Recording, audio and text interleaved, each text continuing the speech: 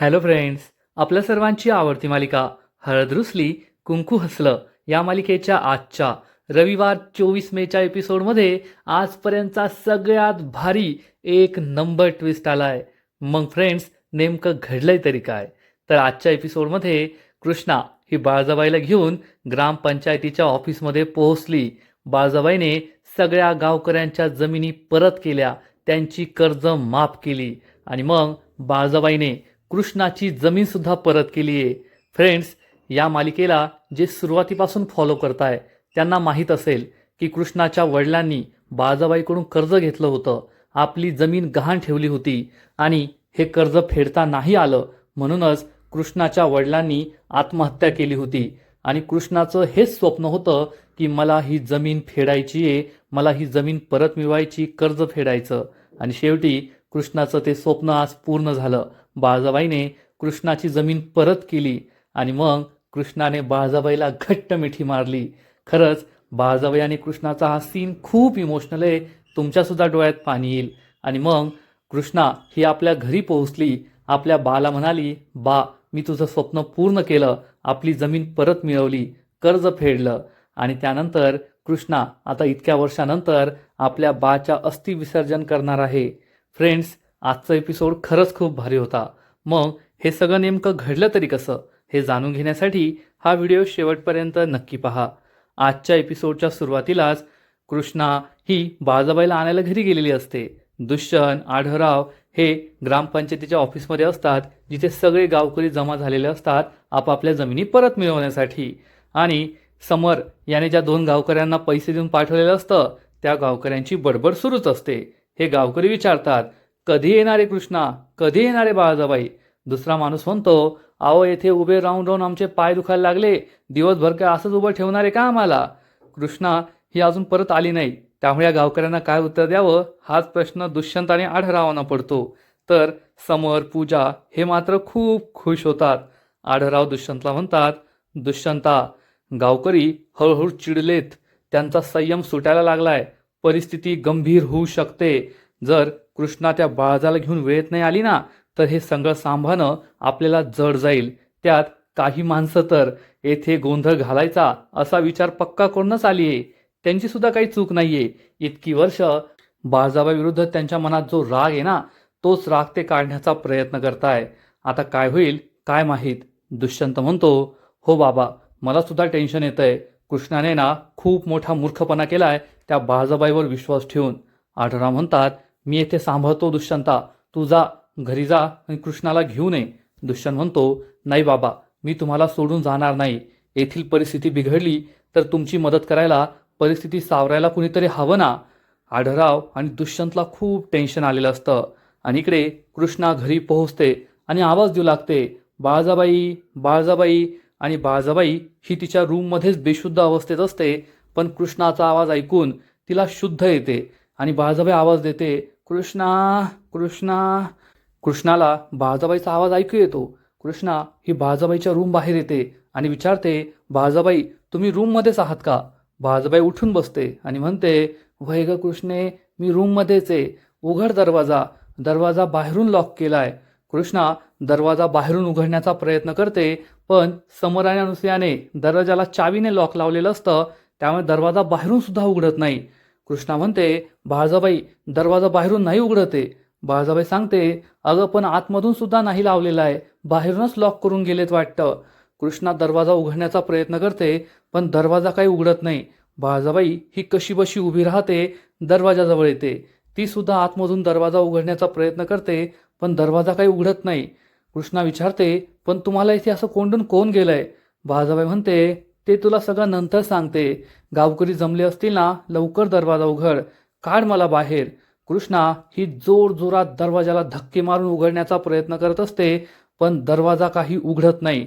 आणि इकडे गावकऱ्यांचा गोंधळ वाढलेला असतो. आढळराव सगळ्या गावकऱ्यांना शांत करण्याचा प्रयत्न करतात, पण गावकरी काय ऐकायला तयार होत नाही. इकडे कृष्णाचे प्रयत्न सुरू असतात. कृष्णा या दरवाजाला जोर जोरात धक्के देत असते, पण दरवाजा काही उघडत नाही. आणि तेवढ्यात दुष्यंत कृष्णाला कॉल करतो. कृष्णा फोन उचलते. दुष्यंत विचारतो, कोठेस तू कृष्णा, येथे किती मोठा गोंधळ सुरू झालाय? कृष्णा म्हणते, अहो मी घरी पोहोचले, तुम्ही सांभाळून घ्या, मी थोड्याच वेळात तेथे येते. दुष्यंत हो म्हणतो आणि आढळरावांना सांगतो, येतीये कृष्णा. पण आता या लोकांना कसं शांत करायचं हाच प्रश्न या दोघांना पडतो. आणि इकडे कृष्णा ही दरवाजा उघडण्याचा प्रयत्न करते, पण दरवाजा उघडत नाही. कृष्णा बाळजाबाईला म्हणते, बाळजाबाई हा दरवाजा असा उघडणार नाहीये, काहीतरी हत्यार लागेल, थांबा तुम्ही, आलेच मी, असं म्हणून कृष्णा हत्यार शोधायला जाते. तर इकडे गावकऱ्यांचा गोंधळ पाहून आढळराव खूप चिडतात आणि जोरात ओढून म्हणतात, ए बस करा रे. सगळे गावकरी शांत बसतात. आढळराव या गावकऱ्यांना समजावून सांगतात, अरे मान्य आहे ना की तुम्हाला खूप त्रास होतोय, तुम्ही खूप वेळचे इथे उभे आहात, पण थोडा धीर धरा. अरे तुम्हाला कुणी धीर धरायला सांगितलंय? तुमच्या आमच्या कृष्णानेच ना. आणि आजपर्यंत कृष्णाने दिलेला शब्द एकदा तरी मोडलाय का रे? येथे जेवढे कुणी हजर आहे ना त्या सगळ्यांसाठी कृष्णा धावून गेलीये, त्यांच्या संकटाच्या वेळेस त्यांना मदत केलीये. मग त्यांच्या जमिनीचा मुद्दा असो, शेतीचा मुद्दा असो, घरातील काही भांडण असो, गुरं आडलेली असो, कधी तुम्ही कृष्णाला आवाज दिला आणि कृष्णा आली नाही असं झालं का? जेव्हा कृष्णा सरपंच नव्हती तेव्हा सुद्धा मदत केली, जेव्हा कृष्णा सरपंच झाली तेव्हा सुद्धा मदत करतेय, जेव्हा कृष्णा आमची सून नव्हती तेव्हा पण मदत करायची, आता ती आमची सून आहे तेव्हा पण मदत करतेय. मग तुम्ही गावकरी एवढा मोठा गोंधळ का घालताय? थोडा वेळ थांबा ना. आणि हे सगळं कोणासाठी चाललंय? तुमच्या आमच्यासाठीच ना. मग जर आपला फायदा होणार असेल तर आपण थोडा धीर धरला, थोडा संयम धरला तर काय फरक पडतो? थोडा वेळ वाट पहा. कृष्णाने तुम्हाला सबूत दिलाय ना की ती येईल तर ती येईल. मी सुद्धा तुम्हाला हात जोडतो, तुम्ही कृष्णावर विश्वास ठेवा आणि थोडा वेळ थांबा.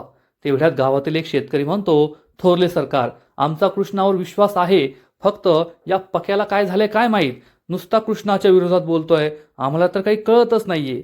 आढळराव म्हणतात, मला सुद्धा ते कळत नाहीये. पक्या आणि हा दुसरा रम्या हे दोघे समोरचे माणसं असतात. हे दोघे एकमेकांकडे पाहतात आणि लगेच त्यांच्यात काहीतरी इशारा होतो. यातला एक माणूस हा तेथून निघून जातो. पूजा ही खूप खुश असते. समोर आणि तिचे इशारे सुरू असतात की आता पहा पुढे काय होतंय. आणि इकडे आढळराव दुष्यंतला असं वाटतं की सगळं काही शांत झालंय, पण तेवढ्यात चक्क या पक्या आणि रम्यामधला रम्या चक्क पेट्रोल केरोसिन घेऊन येतो आणि म्हणतो, बस झालं आता, आमच्या जमिनी आम्हाला परत कधीच मिळणार नाहीये. आज परत एकदा गरीब शेतकऱ्यावर अन्याय झालाय. आता मी काय जिवंत राहत नाही, मी आता मरतो, असं म्हणून हा माणूस चक्क स्वतःवर रॉकेल ओतून आत्महत्या करण्याचा प्रयत्न करतो, जाळून घेण्याचा प्रयत्न करतो. सगळे खूप घाबरतात. बाकीचे गावकरी त्याला थांबवण्याचा प्रयत्न करतात, पण दुष्यंत आणि आढळराव स्टेजवर उभे राहूनच, ए थांबा रे त्याला, ए कोणतरी हात पकडा रे, ए आडवा रे त्याला. दुष्यंत तिथंच डोक्याला हात लावून घेतो आणि म्हणतो, अरे कोणी त्याचा हात पकडा. आता दुष्यंतला का पकडताय? त्या दुष्यंत तू स्वतः खाली उतर, त्याचा हात पकड. पण नाही, दुष्यंत उंट्यावरून शाळे हाकतो, तिथल्या तिथेच बडबड करत असतो आणि हा सगळा गोंधळ सुरू असतो. आढळराव दुष्यंत खूप घाबरतात. आढळराव विचारतात, दुष्यंता हे सगळं काय होतंय? दुष्यंत म्हणतो, परिस्थिती हाताबाहेर गेलीये. कृष्णाने त्या बाळजाबाईवर विश्वास ठेवून खूप मोठी चूक केली. आता त्याचे गंभीर परिणाम आपल्याला भोगावे लागणार आहे. सगळे गावकरी या रम्याला थांबवण्याचा प्रयत्न करतात आणि त्याच वेळेस कृष्णा जोरात ओरडते, थांबा. सगळे गावकरी मागे वळून पाहतात तर कृष्णा ही बाळजाबाईला घेऊन आलेली असते. हे पाहून आढळराव, दुष्यंत सगळ्यांना खूप आनंद होतो. तर समर, अनुसूया, पूजा, सावित्री यांच्या पायाखालची जमीनच सरकते. त्यांना जबर धक्का बसतो. कृष्णा ही बाळजाबाईला घेऊन या सभेत पोहोचलेली असते. कृष्णाला आठवतं की थोड्या वेळाआधी जेव्हा ती हत्यार घ्यायला गेली होती, तिने एक मोठं हत्यार पहार आणली आणि त्या पहारीच्या मदतीने तिने हा दरवाजा तोडण्याचा प्रयत्न केला आणि खूप प्रयत्न केल्यानंतर तिने हा दरवाजा उघडला. बाळजाबाई रूमच्या बाहेर येते आणि म्हणते, कृष्णा चल लवकर. कृष्णा विचारते, बाळजाबाई पण तुम्हाला या रूममध्ये कुणी कोंडलं होतं? बाळजाबाई सांगते, ते नंतर सांगेल मी तुला, आता गावकरी जमलेत ना, तेथे जाऊन काम करणं महत्वाचं आहे, चल लवकर. आणि या दोघी तसंच घरातून बाहेर पडल्या आणि येथे सभेत आलेल्या असतात. या दोघींना पाहून आढळराव, दुष्यंत, बंब्या हे सगळे सुटकेचा निश्वास सोडतात. तर समर आणि अनुसयाच्या पायाखालची जमीनच सरकते. त्यांचा चेहराच पाहण्यासारखा झालेला असतो. दोघे कधी बाळजाबाईकडे पाहतात, कधी एकमेकांकडे पाहतात की हे कसं शक्य आहे. कृष्णा ही बाळजाबाईला घेऊन स्टेजवर पोहोचते. बाळजाबाई सगळ्या गावकऱ्यांना नमस्कार करते आणि खुर्चीवर बसते आणि ती सगळ्या गावकऱ्यांना म्हणते, गावकऱ्यांनो तुम्हाला काय वाटलं? आज सुद्धा मी तुम्हाला दगा दिला. मला मान्य आहे, मला यायला थोडा उशीर झाला आहे, पण मी तुम्हाला दगा दिलेला नाही आहे आणि यानंतर कधीच दगा देणार नाही. कारण ती दगा देणारी, फसवणारी, खोटं बोलणारी, तुम्हाला लुटणारी बाळजाबाई ही केव्हाच मेली आहे. आता ही वेगळी बाळजाबाई आहे, ज्या बाळजाबाईचा जीव तिच्या सुनेने, कृष्णाने वाचवला आहे. आणि ते म्हणतात ना, वान नाही तर गुण लागला. आता कृष्णाने माझा जीव वाचवलाय, मग मी सुद्धा कृष्णासारखीच झाली आहे, तुमच्या भल्याचा विचार करणारी, तुमच्यासाठी जगणारी. आणि गावकऱ्यांनो, मी तुम्हाला दगा दिलेला नाहीये. मला मान्य आहे, मला यायला उशीर झाला, पण मी तुमच्या सगळ्यांच्या जमिनी परत करणार आहे. कारण हा सबूत मी माझ्या सुनेला दिलाय, तिने माझा जीव वाचवलाय आणि मी माझा सबूत कधीच खाली पडू देणार नाही. मी आज तुमच्या सगळ्यांच्या जमिनी परत करणार. हे ऐकून गावकऱ्यांना तर खूप आनंद होतो, पण समर, सावित्री या सगळ्यांना खूप राग आलेला असतो. बाळजाबाई म्हणते, आता मी जास्त वेळ नाही घेणार तुमचा, उगाच भाषण नाही देणार. आपण लवकरच काम सुरू करूया, ज्या कामासाठी आपण येथे जमलोय. कृष्णा आढळराव खूप खुश होतात, पण दुष्यंतचा अजून विश्वास बसलेला नसतो. तेवढ्यात सावित्री पूजाला म्हणते, झालं, जे नव्हतं व्हायचं तेच झालं. ही कपाळकरंटी पांढऱ्या पायाची कृष्णा आली शेवटी त्या बाळाला घेऊन. दरवेळेस ही कशी जिंकते तेच कळत नाही. म्हणजे आज सुद्धा फक्त तिचाच उदो उदो होणार आणि आपण सगळे परत तोंडावर पडलो. पूजाला काय बोलावं ते कळतच नाही. बाळाबाई म्हणते, गावकऱ्यांनो चला, मी आता सगळ्यांची नावं घेते. ज्या ज्या शेतकऱ्यांच्या जमिनी माझ्याकडे गहाण होत्या, त्या सगळ्यांचं गहाण खत मी परत करणार आहे आणि त्यांचं सगळं कर्ज सुद्धा माफ होईल. त्यांना त्यांच्या जमिनी परत मिळतील. गावकरी खूप खुश होतात.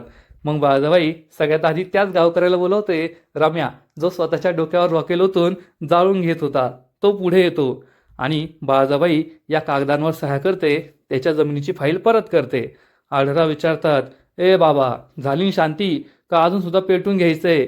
हा गावकरी हसू लागतो आणि आपली फाईल घेऊन निघून जातो. सगळे गावकरी खूप खुश असतात. मग समोरने पाठवलेला तो माणूस, तो सुद्धा येतो पक्या. एक एक करून सगळे गावकरी येत असतात आणि आपापल्या जमिनीच्या फायली बाळजाबाईकडून घेऊन जात असतात. कृष्णा दुष्यंतला विचारते, काय मग दुष्यंत सरकार, आता तुमचा विश्वास बसला ना? दुष्यंत चिडून म्हणतो, यामागे सुद्धा या बाईचा काहीतरी हेतू असणार आहे. कृष्णा म्हणते, नाही हो दुष्यंत सरकार, त्यांचा यामागे काही हेतू नाहीये, त्या खरंच बदलल्या आहेत. दुष्यंत चिडून म्हणतो, कृष्णा, त्या जर बदलल्या असत्या तर वेळेवर येथे पोहोचल्या असत्या ना. त्यांनी यायला उशीर का केला? हा त्यांचाच प्लॅन असेल. तर कृष्णा सांगते, नाही नाही, त्यांना कुणीतरी कोंडून ठेवलं होतं रूममध्ये. दुष्यंत म्हणतो, हो हो, खरंय खरंय, कुणी कोंडून ठेवलं आणि मान्य, कोंडून ठेवलं असेल तरी हा त्यांचाच प्लॅन असेल, त्यांचाच डाव असेल. कृष्णा दुष्यंतला समजवण्याचा प्रयत्न करते, तुम्ही विश्वास ठेवा. पण दुष्यंत काही विश्वास ठेवत नाही आणि म्हणतो, कृष्णा, तुझा काय प्रॉब्लेम आहे ना, तू भोळी आहे खूप आणि तुझा कोणावरही विश्वास बसतो. या बाळजाबाईवर विश्वास ठेवू नको, त्या खोटाड्या आहेत, कपटी कारस्थानी आहेत, ही बाई कधीच बदलू शकत नाही. कृष्णा ही खूप दुःखी होते. दुष्यंतला म्हणते, दुष्यंत सरकार, तुमचा माझ्यावर विश्वास नाहीये, तुम्ही माझ्यावर विश्वास नाही ठेवते. दुष्यंत म्हणतो, कृष्णा, तुझा काय संबंध? मी या बाईवर विश्वास ठेवत नाहीये आणि आयुष्यात कधीच विश्वास ठेवणार नाही. तू साधी भुळी आहेस, तू विश्वास ठेव. जेव्हा तुझा विश्वासघात होईल ना, तेव्हा मी तुला सावरेल, पण मी या बाईवर नाही विश्वास ठेवू शकत. हे ऐकून कृष्णाला वाईट वाटतं. बाळजाबाईने सगळ्या गावकऱ्यांच्या जमिनी परत केलेल्या असतात. बाळजाबाई कृष्णाला विचारते, कृष्णा, सगळ्या गावकऱ्यांच्या जमिनी परत करून झाल्या, तुझ्या जमिनीची फाईल कुठे? कृष्णा काहीच बोलत नाही. बाळजाबाई म्हणते, मला माहीत होतं कृष्णा, तू ये ना फक्त गावकऱ्यांच्या भल्याचा विचार करते, तू स्वतःचा विचार कधीच करणार नाही. आणि जेव्हा तू सगळ्या जगाचा विचार करते पण स्वतःचा विचार करत नाही ना, तेव्हाच तू जिंकते. सगळ्या गावकऱ्यांना सुद्धा आश्चर्य वाटतं की सगळ्यांच्या जमिनी परत मिळाल्या पण कृष्णाने आपली जमीन परत घेतली नाही. आणि मग बाळजाबाई सगळ्या गावकऱ्यांना सांगते, पाहिलं का गावकऱ्यांनो, ही आहे आपली कृष्णा, जी सगळ्या जगाचा विचार करेल पण शेवटी सुद्धा स्वतःचा विचार करणार नाही. स्वतःचा विचार ती कधी करतच नाही. तुम्हाला सगळ्यांना माहिती आहे, तिची जमीन सुद्धा माझ्याकडे गहाण आहे, ती सुद्धा कर्जाचे हप्ते फेडतीये. पण आता तुमच्या सगळ्यांच्या जमिनी परत केल्या तरी तिने स्वतःच्या जमिनीचा विषय सुद्धा काढला नाही. बाळजाबाई कृष्णाला म्हणते, कृष्णे, मला आठवतंय ना, तुझ्या बाने सुद्धा माझ्याकडून कर्ज घेतलं होतं. जेव्हा कधी तो कर्जाचे हप्ते परत करायला यायचा ना, तेव्हा नेहमी म्हणायचा, मी तुमचं संपूर्ण कर्ज लवकरच फेडणार आहे आणि माझी जमीन परत मिळवणार आहे. मला माझ्या जमिनीत विहीर खोदायची आहे, माझ्या मुलींना शिकवायचंय, त्यांचं लग्न करायचंय. हे ऐकून कृष्णा खूप इमोशनल होते. बाळजाबाई तिला म्हणते, तुझा बा खरंच खूप चांगला होता, मेहनती होता, पण मीच त्याच्यावर अन्याय केला. मी व्याजावर व्याज चढवत गेले, त्याला त्रास देत गेले आणि तो कर्ज कधीच फेडू शकला नाही. हे ऐकून कृष्णा खूप इमोशनल होते आणि रडू लागते. आणि हे सगळं प्रेम पाहून अनुसूयाच्या पोटात मात्र चांगलंच दुखत असतं. आढराव, दुष्यंत हे सुद्धा दुःखी होतात. इकडे मैनावती ही घरी असते. जयकांत पिऊन फुलटून झालेला असतो. मैनावती खूप चिडते आणि म्हणते, पाहिलं का जयकांत, तुझ्या बापाला एवढ्या वेळ तर म्हणत होते त्या बाळजाबाईला मदत करायची नाही, पण बाळजाबाईचा फोन आला आणि त्या कृष्णाची जमिनीची फाईल घेऊन कसे धावत पळत गेले. अरे, त्या समरने सगळं घेतलं, त्या दुष्यंतने सगळं घेतलं, बाळजाबाई सुधारली, सगळ्या जमिनी परत केल्या, पण आपल्या हाती काय लागलं, धुपटणं लागलं का. आता आपण काय करायचं. हे सगळं ऐकून नशेत असलेला जयकांत सुद्धा खूप चिडतो आणि मैनावती त्याच्या डोक्यावर तांडव करत असते. इकडे दलपत ग्रामपंचायतीसमोरच्या सभेत पोहोचतो आणि बाळजाबाईला कृष्णाच्या नावाची फाईल देतो. बाळजाबाई कृष्णाच्या हातात ही फाईल देते आणि म्हणते, कृष्णे, ही तुझ्या जमिनीची फाईल. आज सगळ्या गावकऱ्यांबरोबर मी तुझी जमीन सुद्धा परत करतेय. आज तुझा बा असताना तर त्याला खूप आनंद झाला असता, कारण हेच त्याचं स्वप्न होतं. त्याला जमीन परत मिळवायची होती, माझं सगळं कर्ज फेडायचं होतं, पण मी त्याच्यावर अन्याय केला. खरंच मला माफ कर. कृष्णा खूप इमोशनल होते, रडू लागते. कृष्णाला सगळं आठवतं की जेव्हा तिच्या बाने बाळजाबाईकडून कर्ज घेतलं होतं आणि मग तेव्हा दलपतने चक्क कृष्णाचे बाचे बैल आपल्याबरोबर घेऊन गेला होता. मग कर्जाचे हप्ते नाही फेडले, त्यासाठी कृष्णाच्या वडिलांना चक्क गाढवावर बसून चपलांचा हार घालून तोंडाला काळं फासून गावातून धिंड काढली गेली होती. तेव्हा कृष्णा किती दुःखी झाली होती आणि त्यानंतरच चक्क या कृष्णाच्या वडिलांनी आत्महत्या केली होती. हे सगळं आठवून कृष्णा रडू लागते. बाळजाबाई म्हणते, कृष्णे, माफ कर मला.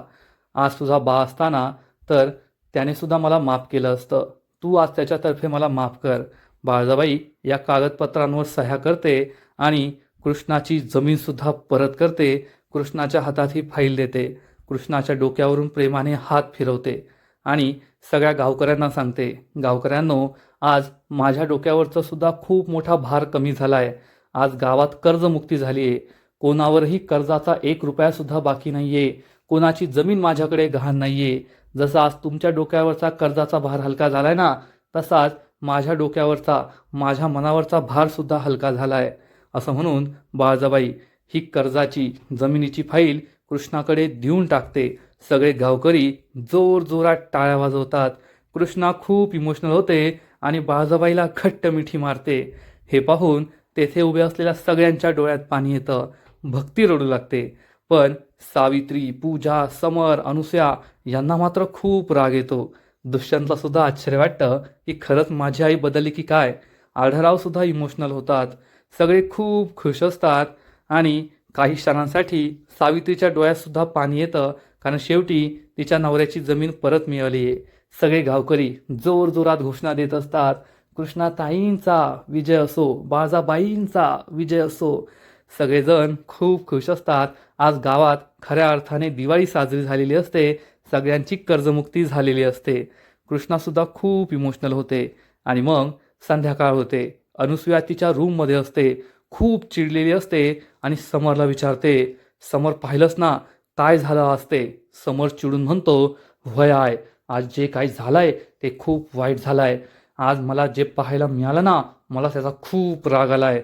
पाहिलं ना तू, कशी नाटकं चालली होती त्या सासू सुनेची. सासूने सगळ्या जमिनी परत केल्या, सुनेची जमीन परत केली, मग एकमेकांना मिठ्या काय मारताय, रडताय काय, सगळी नाटकं सुरू होती. अनुसूया विचारते, समर, पण आता काय करायचं आपण पुढे.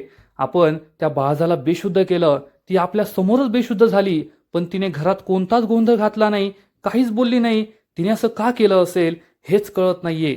समरला सुद्धा हाच प्रश्न पडतो आणि तेवढ्यात बाळजाबाई तेथे येते आणि चिडून म्हणते, ए भुट्ट्यांनो, हे दोघे खूप घाबरतात.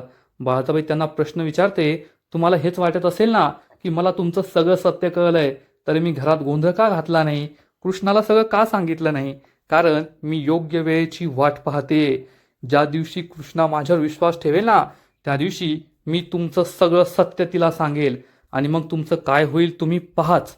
अनुसूया चिडून म्हणते, वा ग वा, सगळं करून भागली आणि देवधर्माला लागली. म्हणजे तुला काय वाटतं, तुझं हे चांगुलपणाचं नाटक कृष्णाला खरं वाटेल का? तर बाळासाहेब म्हणते, वाटेलच.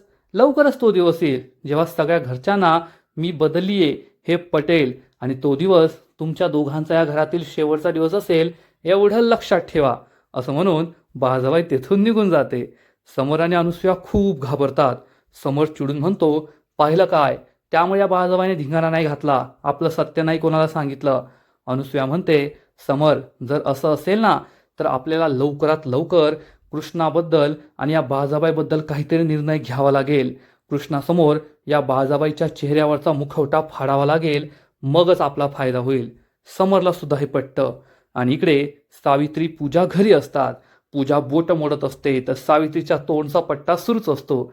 या मालिकेच्या सुरुवातीपासून सावित्रीचा एकच डायलॉग आहे, ती कपाळ करंटी, ती पांढऱ्या पायाची, ती अवदसा कृष्णा. आज तिने पुन्हा एकदा गावासमोर मोठापणा केला, सगळ्या गावकऱ्यांच्या जमिनी परत केल्या. कोणत्या नक्षत्रावर जन्मलीये काय माहीत, नेहमी तीच कशी जिंकते. पूजा म्हणते, मला सुद्धा राग आलाय, ती अडाणी गौंडळ कृष्ण स्वतःच्या नवऱ्याच्या जीवावर उड्या मारते. तेवढ्यात कृष्णा आणि दुष्यंत तेथे येतात. या दोघींची बोलतीच बंद होते. कृष्णा या दोघींशी काही न बोलता आपल्या बाच्या, कृष्णाच्या वडिलांच्या फोटोसमोर जाते. कृष्णा खूप इमोशनल झालेली असते, रडत असते आणि म्हणते, बा, हे पहा मी काय आणलंय, आपल्या जमिनीची कागदपत्र. आपली जमीन आज मी सोडवलीये, कर्जमुक्ती झालीये. बा, आज तू असायला हवा होता. आज जर तू असताना तर खरंच आनंदाने नाचला असता. पण मला माहितीये तू जेथे कुठे असशील ना तेथे खुश असतील. तुला माझा खूप अभिमान वाटत असेल. मी तुझं स्वप्न पूर्ण केलंय, आपली जमीन परत सोडून आणलीये. असं म्हणून कृष्णा ही बाच्या फोटोसमोर ही कागदपत्र ठेवते आणि म्हणते, बा, आता तुझी ही मुलगी, तुझी ही कृष्णा तुझ्या अस्थींचं विसर्जन करायला मोकळी. मी प्रण घेतला होता, जोपर्यंत ही जमीन मी सोडवत नाही तोपर्यंत तुझ्या अस्थींचं विसर्जन करणार नाही. असं म्हणून कृष्णा या अस्थींचं विसर्जन करायचं ठरवते. त्यामुळे पूजा, सावित्री यांना जबर धक्काच बसतो. कृष्णा या अस्थी घेऊन जाऊ लागते तर सावित्री तिला थांबवते आणि म्हणते, कृष्णे, या माझ्या नवऱ्याच्या अस्थी आहेत, त्या विसर्जित करण्याचा हक्क तुला नाहीये. कृष्णा खूप चिडते आणि सावित्रीला ठणकावून सांगते, जोपर्यंत माझा बा होता ना तोपर्यंत तू त्याची किंमत केली नाही आणि आज त्याच्यावर हक्क दाखवतेस का? ज्या बाने मला नाव दिलं, मला लहानचं मोठं केलं, त्या बाच्या अस्थी विसर्जित करण्याचा हक्क मला आहे आणि तो कुणीच हिरावून घेऊ शकत नाही, एवढं लक्षात ठेव. आणि आणखीन एक गोष्ट, वारसा हक्काने या जमिनीची मालकी तुझ्याकडे, पण ही माझ्या बाची जमीन आहे आणि या जमिनीचा सौदा करण्याचा विचार जरी केला ना तरी गाठ माझ्याशी आहे, हे लक्षात ठेव. असं म्हणून कृष्णा सावित्री आणि पूजाला डोळे दाखवते, ठणकावून सांगते. या दोघी खूप चिडतात आणि आजचा एपिसोड येथेच संपतो. फ्रेंड्स, हळद रुसली कुंकू हसलं या मालिकेचा आजचा एपिसोड खरंच खूप भारी होता. शेवटी बाळजाबाईने कृष्णाचा विश्वास जिंकलाय. बाळजाबाई खरंच बदललीये हे कृष्णाला पटलंय. आणि बाळजाबाई आणि कृष्णाचा जो सीन होता, जेथे बाळजाबाईने कृष्णाच्या बाची जमीन तिला परत केली, तो खरंच खूप भारी सीन होता. कृष्णा आणि बाळजाबाईची ॲक्टिंग एक नंबर होती. त्यांच्या डोळ्यातील पाणी पाहून तुमच्याही डोळ्यात पाणी आलं असेल यात शंका नाही. आणि मग कृष्णाने आपल्या बाच्या अस्थी विसर्जित करण्याचा निर्णय घेतलाय. सावित्रीला सुद्धा तिने चांगलं झापलं, ते पाहून सुद्धा भारी वाटलं. आजचा एपिसोड तर भारी होता, पण या मालिकेचा पुढील एपिसोड आणखीन भारी असणारे, आणखीन मोठा ट्विस्ट या मालिकेत येणारे. मग नेमकं घडणार तरी काय? तर फ्रेंड्स, हळद रुसली कुंकू हसलं या मालिकेच्या पुढील एपिसोडमध्ये आपण पाहू, कृष्णा बाळजाबाईला विचारणार, बाळजाबाई, तुम्हाला रूममध्ये कुणी कोंडून ठेवलं होतं, हे सगळं कुणी केलं? तर बाळजाबाई म्हणेल, कृष्णा, अजून योग्य वेळ आलेली नाहीये. जेव्हा योग्य वेळ येईल ना तेव्हा मी तुला सगळं सांगेल. म्हणजे बाळजाबाई अजून समर आणि अनुसूयाचं नाव घेणार नाही, योग्य वेळेची वाट पाहणार आहे. आणि इकडे दुष्यंत कृष्णाला म्हणेल, आई अशी असते का? आई ही स्वतःच्याच मुलाला त्याच्या बापाविरुद्ध भडकून देते का? त्याच्यापासून दूर करते का? त्यामुळे तुला कितीही वाटलं तरी मी त्या बाळजाबाईवर विश्वास ठेवणार नाहीये. माझा त्या बाईवर कधीच विश्वास बसणार नाही. हे ऐकून कृष्णाला खूप वाईट वाटणार आणि दुष्यंत निघून गेल्यावर कृष्णा म्हणेल, दुष्यंत सरकार, काही दिवसांपूर्वी तुमचा तुमच्या आईवर आंधळा विश्वास होता आणि त्यांचा खोटेपणा मीच तुमच्या समोर आणला. खोटेपणा समोर आणणं हे जास्त अवघड काम होतं, पण जसा मी तुमच्या आईचा खोटेपणा तुमच्या समोर आणला ना, तसाच आता मी तुमच्या आईचा चांगुलपणा तुमच्या समोर आणणार आणि मायलेकाला नक्कीच परत एकत्र करणार. तुमच्या दोघांचा विश्वास एकमेकांवर बसलाच पाहिजे असं मी काहीतरी करणार. असा विचार कृष्णा करेल आणि निर्धार करणार की मी आता या मायलेकाला लवकरच एकत्र आणणार. आणि आता पुढील एपिसोड पाहायला खूपच मजा येणार आहे यात शंका नाही, कारण कृष्णा आणि बाळजाबाई एकत्र आल्यात समर आणि अनुसूयाची ते ठासणार एवढं मात्र खरं. तर फ्रेंड्स, तुम्हाला सुद्धा हळद रुसली कुंकू हसलं ही मालिका आवडते का? नक्कीच कमेंट करून सांगा. आणि या मालिकेचे असेच नवीन नवीन एपिसोड, नवीन नवीन अपडेट सर्वात आधी पाहण्यासाठी व्हिडिओला लाईक करा, शेअर करा, चॅनलला सबस्क्राईब करून बेल आयकॉनवर क्लिक करा, म्हणजे या मालिकेचे नवीन नवीन एपिसोड तुम्हाला सर्वात आधी पाहायला मिळतील. खूप खूप खूप धन्यवाद.